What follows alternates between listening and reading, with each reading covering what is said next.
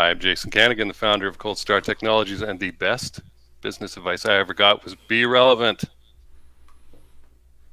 Be relevant, Jason. Who told you that, man? Where'd you learn that? I think I picked it up from a number of places. You would think as a copywriter for 25 years at this point I would know, but I've forgotten it a few times, you know? You get so squirrely in what you're doing and the love of the technical game that you're playing that maybe you forget, hey, I need a customer for this and I need an audience, and they better be ready and willing to buy it, or else we ain't going to get that far. That is a cool cup, sir. Ooh, thank you. And yeah, thanks. That's my Bucks Cup. So that's who is that? Mike Evans there on the cover. So yeah. So that's interesting, right? Being relevant. That is not how most people define relevancy, right? That you have to find a customer. But let's talk about that, Jason, because I think that is super important to being relevant, right? Who is our customer? How do we figure that out, man? I would listen to the marketplace. Sometimes you're trying to invent something that nobody has come up with before. That's really tough, right? There's that phrase that our mutual friend Jeremy Pope would say, pioneers starve, settlers thrive, right? If you go out there as a pioneer, you're probably going to get shot full of arrows in the back. But then the guys who come in after that 0 to 1 shift has been made and people understand conceptually what's going on in the marketplace, then the second round folks can come in and make some real money.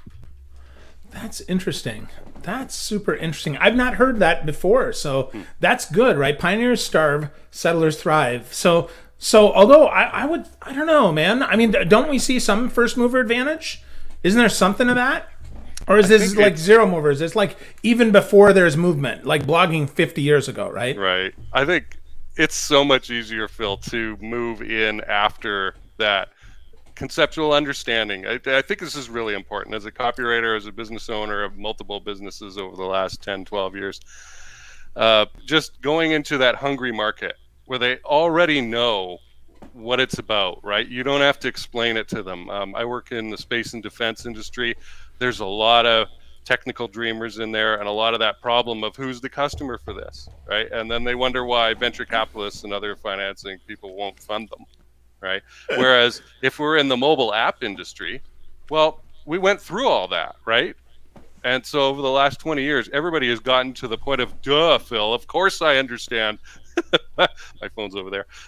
What an app is and how it works on top of the internet and how it makes money, right? People know how to monetize it. And so it's so much easier to do that now and spread as opposed to your first mover who's kind of wading in there and having to invest a ton of money, and there's no infrastructure to support it, either on the product development side or the marketing side, where nowadays, as another example, right, software as a service, so easy to do, codeless product creation, right? Yeah. Yeah, for sure, right? I think that's a really relevant point there, to steal your word, because it is so important that we don't, we got to make sure that we're actually fishing in a place where there are fish, instead of fishing in what looks like a big blue ocean. In reality, it's a big cesspool, right, with no life in it at all yet. Right. Well, and it depends what you want to go into. A lot of people get into a business because they learned a skill, maybe in a job, and they just want to go out and do that. And then they find out that it's quite difficult, challenging to find people to talk to who understand already what the value is that they can bring, what problem they're going to solve, and then the language. And I'm no exception, right? I'm a sales guy, same as you, right? We're both sales process guys. I'm a process engineer by trade. I'm an operational excellence manager for a major commercial roofing agency right now as well. And I got this thing. And wading around, I mean, I'm working with defense contractors right now, and I've been in that industry 2-3 years, and I'm finding out things about them today that I never heard before. Just because I'm wading in and I'm talking to people and I'm listening, right? And they're going to give me those pain points. And that's how you become relevant, right? What are they frustrated about? What are they bitching about? Not what I think. Right? Remember that phrase, you are not your customer? Yeah. Which it has to be beaten into people's skulls, mine included. It probably took me 10 years of being a writer and a salesperson before it started to really sink in. Because I would write, I'm a good writer. I could write you a great sales letter and it'll do pretty well, right? But up until that point, I would write based on what I valued. out of that, the benefits or whatever that product or service problem it solved, pain points, right? And I gradually found out what I value is not the same as what other people value. It's just not. And so if I write a sales letter and I write it from my point of view of what's valuable, I'm going to be off the mark. I'm not going to achieve as well as when I've got the pain points from the other side. I did a campaign for a software for stock trading, and we made $600,000 in a week. And part of the lead up to that, it changed. And this was far away from the internet marketing world. We didn't pay out commissions. This was with our own list. Right? It was life-changing money for my client. Pretty good money for me too. And so what we did on our way up to that was we actually ran a contest and said, look, we're going to give away 2 copies of this software. And it was selling for a couple $1,000s at the time. We raised it to 5 after this. You just need to write us a paragraph of how this is going to change your life. If you send in a one-liner or something like that, we're not going to consider it. But so we got hundreds. We got like 400 of these quotes from people about how this thing was going to change their lives. And we'd given them a training program to teach them, warm them up, show them what it was going to do and that. So we got authentic language there and stuff that we could go back to and pull from for marketing. Emails, right? We could just clip, snip that and paste it in, right? We have 400 of these things to shuffle around forever, right? We're never going to run out of recommendations and testimonials and that kind of thing, right? And it also helped us get more buy-in because once, that fellow who did Cialdini, right? On influence. Cialdini with influence, yeah. Yep. The more you say you love the thing or you want the thing or how you need the thing, the more you are likely to buy it, right? Because it's that sunk cost in a way, right? So we converted it well over 10% on that list, and so when you're relevant, you will win. Wow. Well, so that gets us to the title of our conversation today, and that's about hooking them, right? Not hook and crook. Ricardo Gonzalez says, no hook and crook. Totally agree with you, Ricardo. That's absolutely true. Mm-hmm. But we do have to hook them, right? We do have to hook them, and relevancy is probably the best bait that we have. And I love how you said you went out and you asked people how they would use this, how this would change them on your own list instead of trying to buy that influence. So talk to me. Let's say I don't have a list, Jason. Let's say that we're talking right now. I need to hook people. Where do I even get started with this, man? I think it's even too early to come up with the idea of hooking because you don't even know what they want yet or what they value, right? I would get out there in the industry and listen. You've got a show here. It's a great show. And I've been a fan of yours for a long time. Phil here, folks, has helped me out with coaching from time to time, and it's been extremely valuable, worth tens of thousands of dollars to me. It's very valuable. But get out there into the marketplace. I host my own show, the Cold Star Project, and the whole purpose of that thing is for me to get out there and open doors that wouldn't otherwise be open to me. I connect. Go check it out, right? You'll see. I connect with generals and colonels and industry leaders in space and defense. I would never get the chance to do that on my own. And I hear directly from them what their pain points are, right? And I hear those hooks. And there's nothing special about me. I had imposter syndrome about doing this, right? 2-3 years ago when I started out. And I'd been a host for like 10 years. I knew what I was doing. But to go out and meet these people, right? It had to become normalized.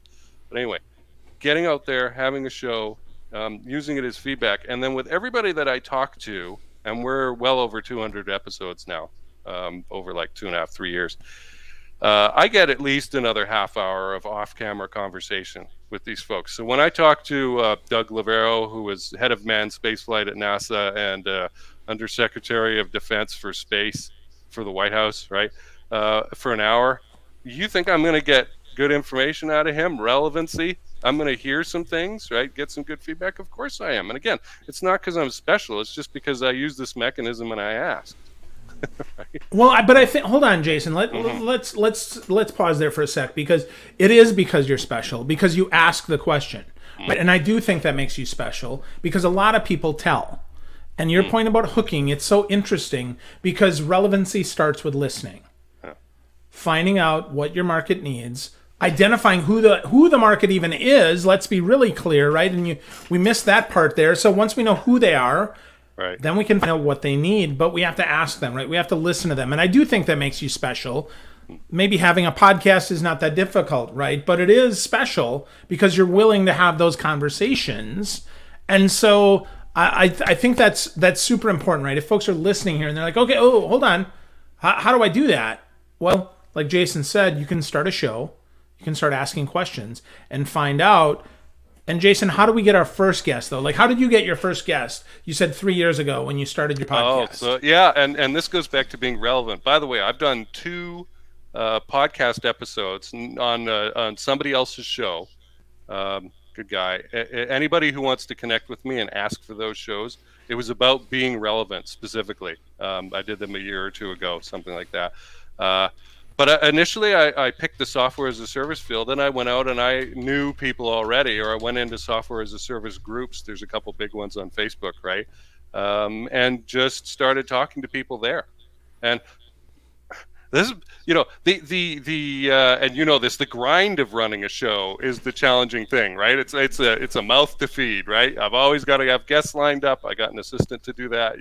I've got to process the episodes and get them up and that kind of thing, right? But the actual act of finding people is not that hard if you've got a platform to speak from, because founders, they have egos and they want to talk about their product, right? I'm here because I love you as a human being, you know that, and I also want to be on your show because it's a great platform for talking about these process issues, right, and these marketing issues.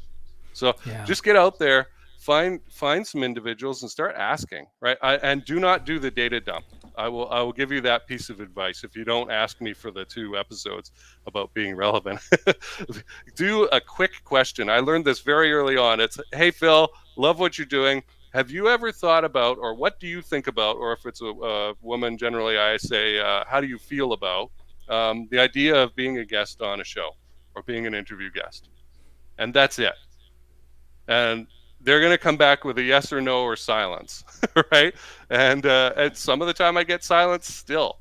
And you can't take it personally. It's just that decision was made long before you ever showed up, right, in their head about how they feel about this kind of thing. I've had probably a dozen no's in the short time that I've been doing this podcast, like 2-3 years, right? They're very rare. And then most people are like, yes, absolutely, because they're familiar with the idea, or which is pretty common for me now. I reach people who have never been a guest before. There was an illustrator, a space illustrator, who I had on. I actually got to go to his studio and set up cameras and do it in person, which was really cool because he's in the same town. He was terrified of being on camera. And so I had to make a sale of getting him to be on camera, and he got comfortable with it, and we loved the episode, when it was done. But so just ask that quick question, and then if they're interested, then say, okay, would you like me to give you the info on how we do this, and have a process, please, by email or in LinkedIn Messenger or Facebook Messenger or whatever you're doing. Ask them how they'd like to be communicated with. So I've got that down to a science, and I've got a process document that my assistant you can use now, so I don't even need to be involved, which is great. Awesome. Yeah. Again, getting back to relevance, which I think is so key, right? Hooking them with relevance, and we have that. So let's flip this over and let's talk a little bit about irrelevance, right? And desperation. You wrote an article a couple years ago about why desperation kills your chance of selling. So talk to me about desperation, Jason, and why this is anathema to success. Yeah, well, we know it's sales repellent, right? And people can sense it. People can sense your energy. People can see the language that you're using, and it's a real turnoff. So don't do it. Come from the position of, look, I'm valuable. I've got value to share, and I genuinely am curious. I want to find out about you, right? I really want to hear about your point of view and what you know, because as we've discussed, if I try and do this all myself and make everything up myself, I'm going to be off target. I'm just going to be selling to myself and the sliver of population that's like me, right? And even if you're following something like DISC, D-I-S-C, it's a behavioral profiling system with only 4 types. You could be selling to one of those types. Your type, probably. You made the process to follow what you like, and so you're ignoring the other 3/4, right? So find out about them and get relevant. But being irrelevant and desperate is really dangerous. It's You're going to get nowhere. And if you find that you're getting the door slammed in your face a lot, really check yourself. I had a guy who found me in a space industry group on Facebook, and then private messaged me, berating me to try and get on my show. And he was trying to blast me with he was so awesome and his dad was so important with NASA and that kind of thing. And I was an idiot for not having him on my show. And this was all before I'd had the chance to respond, right? And I was just like, I'm totally turned off here. You will never get on, right? And I just ignored him after a couple of back and forths because he was so desperate to get on and share his message. And it was all about what's in it for him, right? What's in it for myself, right? And so go into it with, hey, how can I help others? You know, the purpose of my episodes is to give, like Phil's been on my show, I want to give Phil a piece of content, an authority piece that he can share around. And I'm a great interviewer. People tell me so, so it must be true, right? It's I want to set up great questions that position him as the expert that he is, and give him a chance to have this piece of evergreen content that he can share and share and share and share. And that helps us both, right? It helps him because he can hand out a product to somebody that has never met him or never talked to him yet and answer a lot of those who are you and what are you about questions before they take up his time. And then when they get on, they know all about him and they're pre-sold, right? And so it's a much better situation. And then he's sharing the content for my show, and that's building both of our audiences, right? So going into it, yeah, ditch the ditch the desperation. Yeah, I call that commission breath, right? Yeah. We get stuck there, and I like what you said about the fact that you do podcasts, right? You have a show, you get curious, but that's in service of those you want to help. Right. That's in service of others. So it isn't just merely a hook them in and now because they get a little vulnerable, they're sold. It's really, hey, so here's some value for you. Here's something you can do that can help you. And so with that, then you can flip that, and sometimes you get on other shows. So talk to me about that, Jason. I mean, do you actively look for shows to come on? I know that I asked you. You did not ask me. But do you go out and find other shows that you can be on that might be relevant, or how does that happen? I do that in spurts, but that's just me because I'm kind of full and I don't need it, right? In the sense, and I'm focused, right? I want to be on space and defense shows for the most part, and there's not too many of those. And it does take effort to go chase them. I guess I could point my assistant at that, but it hasn't been a priority lately. It certainly doesn't hurt, to go out and ask. But I think if you really wanted to be consistent with it, you'd have to have a process, like just set up a Google Doc and set up a process and find out what the show host wants. Like if I come on your show, I know you're going to want to talk about marketing, sales process, a little bit of operations stuff, right? All stuff that I love, right? And that this company supports the companies with, right? And that's what I'm going to talk about. I'm not going to talk about art. I'm not going to talk about science. I'm not going to tell you about rocket engines because who cares, right? It's not relevant to this audience, and that's okay. And if it is, just go check out some space groups on Facebook, and you'll find all the rocket launch stuff that you want.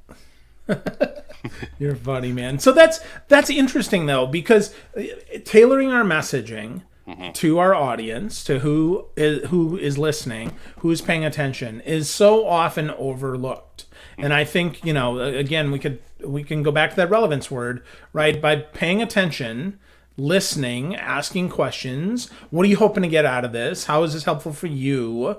Helps us be more relevant. So Jason, let's back way up, man. So you said it was 10 years ago that you figured this out. Like, what happened? What was that event? Or was it just kind of an awakening that said, bang, dude, you got to listen more. This is not working. Probably doing a lot of copywriting. So I moved to the US in 2009, had a 15-year corporate career before that, and then ended up in a situation where I had a general manager job that ended, and I was stuck out in rural North Carolina with a bunch of farmers around me who don't need a lot of management consulting. There probably were things that I could have helped in the agribusiness area, but I had to figure out a way to get money from people far away, right, who had never met me before. And I was good at a lot of things. I knew WordPress, I knew copywriting, I'd been a sales trainer, been a salesperson for a long time, and so I didn't know and other things, and process improvement stuff, and I didn't know what would be relevant. So I found an audience, and just talked to them for 3 months of evenings. And my wife at the time thought I was nuts and wasting my time, but it turned out I needed to figure out from them which one of these things would work. And it turned out the sales training happened to be the best one, and it took off. And I made a lot of money in a very short time, in a few months, from the sales of a small product. So, just listening and figuring it out. And that was in 2011, 2012. And that program's still selling 9 years later. It's an awesome product. I've added on, and it's monstrous now, and it costs a hell of a lot more. But it also solves bigger problems for bigger business people, right, with larger organizations. So, but yeah, the experience of getting out there and interacting with the marketplace, and also I would get hired to write sales letters. And I started out at like $500 for friends who would bring me the work. So I had no cost of customer acquisition. So I could cut that out of the price, right? And help my friend and help their client, and just do the work. And in that process of writing all these sales letters over the couple-year period there, I found out, gee, the stuff that they value is not what I value. And so I need to get it straight, on what those pain points really are. Yeah. Wow. That's so interesting how that can happen, right? That I first, the fact that if we get a direct customer, we sometimes can offer our friends a better price because there's no acquisition cost. Right. Let's be clear, not just because they're our friends, because they value us less, but because there's no acquisition cost. We can skip the bull crap and like, hey, Jason, I need you to write me a letter. Here's what it's about. Okay, you already know me. Great. This is much easier work than it is, okay, I'm going to write a Facebook ad. I'm going to I'm going to funnel it down and hope like hell that somebody finds me. So I like that. And then your point about just kind of paying attention there. Right? Like, what am I seeing in this? I've done enough work that I'm recognizing the problems that they have may not be the problems that I have. Right. The words that they use might not be the words that I use. And I think those are important things. So with that, though, your headline on LinkedIn, I found this interesting, is to make space boring. You say that. Right. But I would argue, in a lot of ways, the goal is to make sales boring, right? Meaning it's so process-driven that it doesn't have to be sexy. So talk to me about your simple sales process, Jason, because I know you might be a little different than mine. So how do you help with that? Oh, I was classically trained as a Sandler guy. Okay. But I got 10 years into my career, Phil, before I asked myself the question. And I thought I was a pretty good sales guy, and so did my employers, right? I could sell anything from metal fabrication to tech. Right. And I'm not your guy to sell candied apples. I'm just not your guy to sell a $4 thing, but anything $500 and up, right? I have pretty good money tolerance. I was selling industrial gas turbine power plants for 200,000 to $1 million plus when I was 23, 24 years old. Right. I'm your guy for that. Right. So heavy items. So, but we had no sales process, and we produced a lot of quotes for a lot of people and didn't sell anything early on. And that's, I got to a point where I was like, why do I get some orders and not others? Why did I get this order and not that one? Right. And I realized I didn't know. And that's the moment, in the mid 2000s where I realized I need a consistent sales process. And good old radio ads, Vancouver, you drive anywhere, it's an hour each way every day at least. And when it rains, it's worse and everything stops. So you listen to the radio a lot on your drives. And this one guy, a Sandler sales trainer, just advertised every day. And I'm like, all right, I'm going to go see this guy. And so I got my own sales training. I paid $273 for 4 years. It was well worth it, but it's like a car payment, right? You got to be consistent. How many of you are ready to invest in yourselves, even at that, what I consider very low level today, right? I understand we all have ups and downs in our careers and our revenue and whatnot, but that's not a lot of money, really. And the skill that I got from that was a great foundation.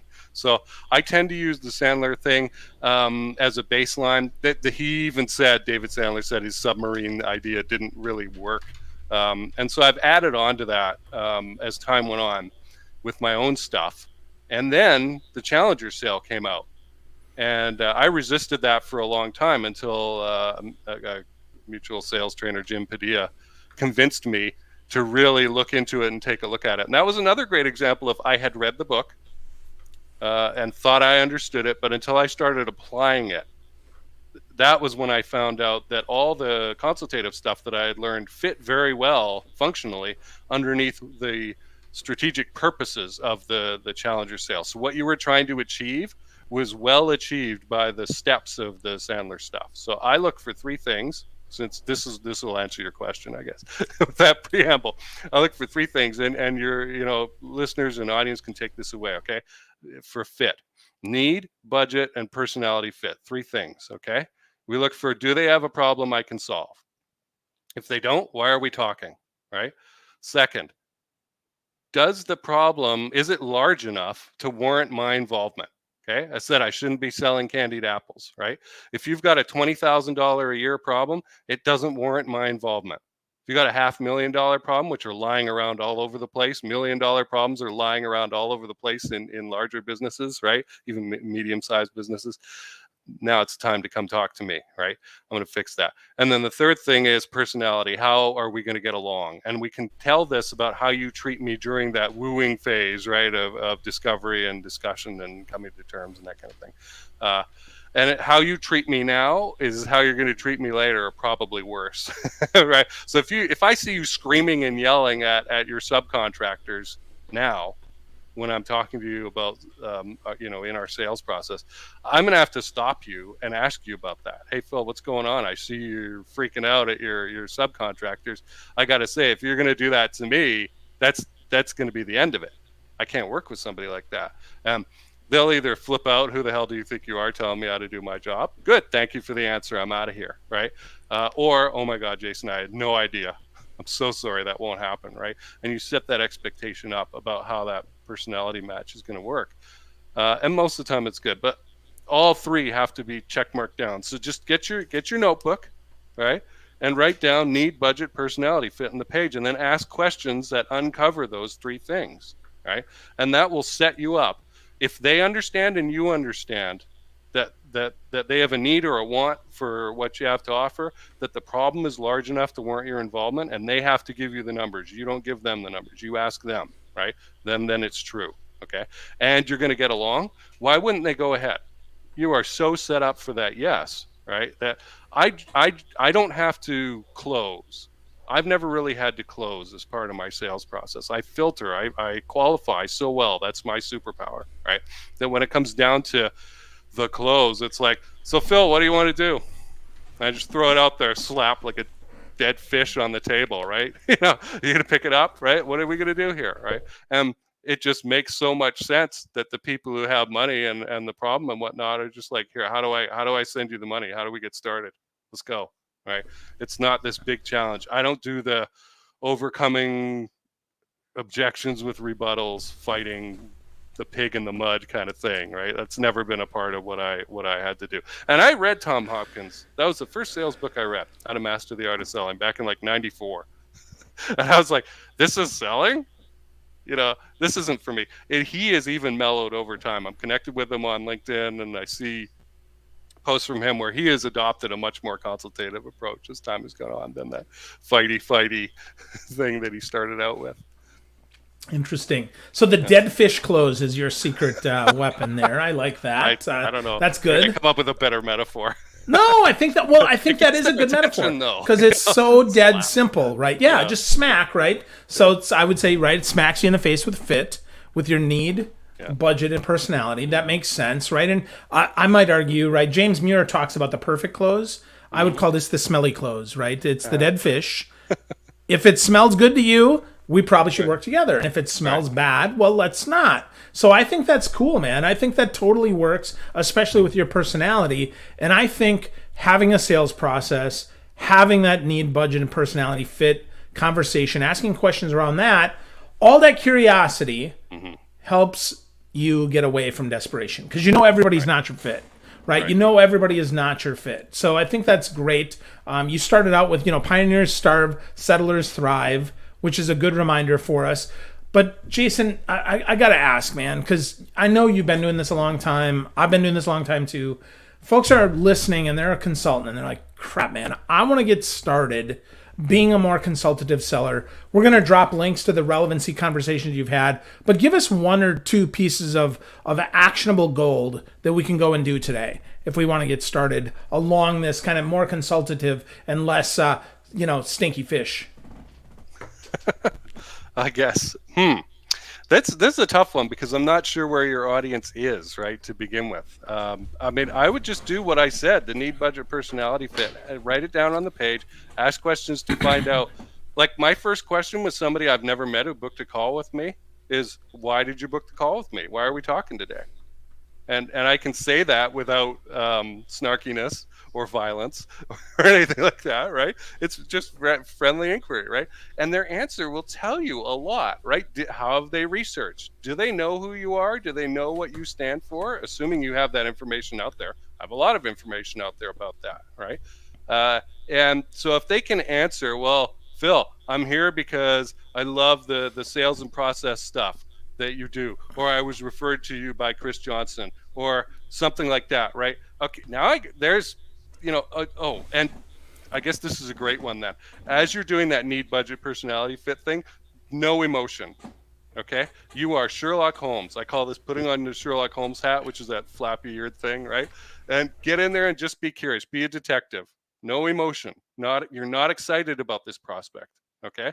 It's normal for you to be talking to a prospect, and they should get that feel. If you're in there like, oh my God, this is my one chance, and I've got to grab this guy and get him, and there's that desperation that we talked about, right? So you stay in that state of discovery, of detective work, right? Sherlock Holmes hat, fishing out need, budget, personality fit, asking them questions, and you got to get a check mark for each one of those. A lot of people will want to sweep the personality fit under the rug, and it will bite you later. You will end up refunding or getting sued or something like this. Something bad will happen to you if you try and sweep that under the rug. All three check marks must be there to proceed. And I think, Phil, you just mentioned a moment ago, we have all the power. A lot of, as the salesperson, a lot of people, consultants, I don't want to think of myself as a salesperson. Get over it. It doesn't mean you have to be a slimy salesperson, right? You're a salesperson, a principled one, right? I am genuinely here to help people. If I think Phil can do a better job of understanding somebody's sales process and documenting it and operationalizing it, I'm going to send them to him, right? I might get him to pay me a commission because I am taking his cost of customer acquisition away, right? I'm loading them up with reasons before they ever talk about why they should hire Phil, right? So, you got to be willing to have all that power. And until you have accepted money and let them sign on the dotted line and you've signed on it, right? You have the power to say, no, this is not a fit. I'm sorry. And end the call. And it's kind of fun, and it's a lot easier to do than you might think. Now, this might give you the impression that I'm out there elbowing people all the time and having these mean-spirited conversations. It's completely not true. Right? That would be the farthest thing from it. Most of the conversations that I have are like what I'm doing with Phil right here. It's just a couple of friendly guys chit-chatting. Look, and we go back to Mahan Khalsa. Let's get real or let's not play. Okay? This may be a book that you guys go get that talks about some things that you've never heard of before, but I guess we could boil it down to this principle. Trust equals speed.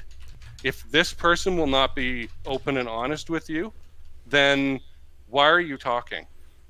And you're allowed to say anything in sales conversations. I would try and prep them and say, look, Phil, in this conversation, we're going to talk for about 40 minutes. I guess you should get alarmed now because I'm going to ask some probing questions that you might not feel immediately comfortable in answering. But, let's go ahead and see. You can always say, I don't feel comfortable answering that. But I am going to ask them. And the more open and honest you are, the more able I'm going to be to see if I can help you or think of solutions or maybe even connect you to somebody who's a better fit than me. Is that okay with you? Right. And you'll find, like Jeremy Pope and I used to sell with our own business. We had a business for a while on behalf of an info product company in the financial services field. And we would get on sales calls. And within 4 minutes, I would be asking people about their credit, their loan history, their debt, right? And they would be telling me comfortably, right? They wouldn't even share this stuff with their own mother, but they were telling me. And it's not because I'm such a great guy. It's because I was in that authority position and I created a pretty calm environment in that short time where they felt like, yeah, okay, he's the doctor. I've got to go tell him what's going on, or else he can't give me any sort of prescription or anything like that, right? I don't like taking the doctor thing too far in sales. I don't think that salespeople really are doctors in that sense, but it's kind of a good place to start. Anyway, so those are some actionable steps. Go in without emotion. It's normal. Have that vibe that talking with the prospect is normal. Set up that upfront contract of, look, we're going to talk for a little bit. I'm going to ask some questions that might freak you out. Is that okay? You can always say, no, I don't want to answer that. But the more open and honest you are, the easier it's going to be for me to match up with the solution, right? Whether it's with me or somebody else that I know, because I got a huge network. I have a great network. Look, I know Phil, right? And so I can draw on these guys for any question that I happen to have, right? And that, how confident that makes me going into any conversation, right? I know, hey, I can't answer that question right now, but give me a day, right? And I will go away and I will talk to my network, and I guarantee you I'm going to find 5 great people who know that area really well, and they will tell me what the answer is, and I'll get back to you, okay? That's value, and it's relevant, because obviously you're looking at a question that they asked, right? And that you don't know the answer to, so you're going to learn something from it. It's going to be exciting, right? And so get that need, budget, personality fit out there and start asking questions to uncover what's really going on in their world. And so the more that they will connect with you, like that let's get real or let's not play thing, right? The more that they'll connect with you and share the truth with you, the better. And you walking into that conversation with the expectation that this is how it happens. People do this. Right? I don't have to crowbar these answers out of anybody or tie them up and torture them and make them do anything, right? I could just ask, and I expect that you will give me the answer, and they do. And it's not uncomfortable. They just tell you. If there's the right need, budget, and personality. Right. So I think it gets back to that. I think you did a great job wrapping us up here, Jason, with a lot of great stuff. I love your tip about being unemotional like Sherlock Holmes and investigating for fit, because that's so important. It's not about you, and it's really not about them. It's about the problem. If you can solve it, you can be a fit. And if not, you probably won't be. So look for that need, budget, and personality fit.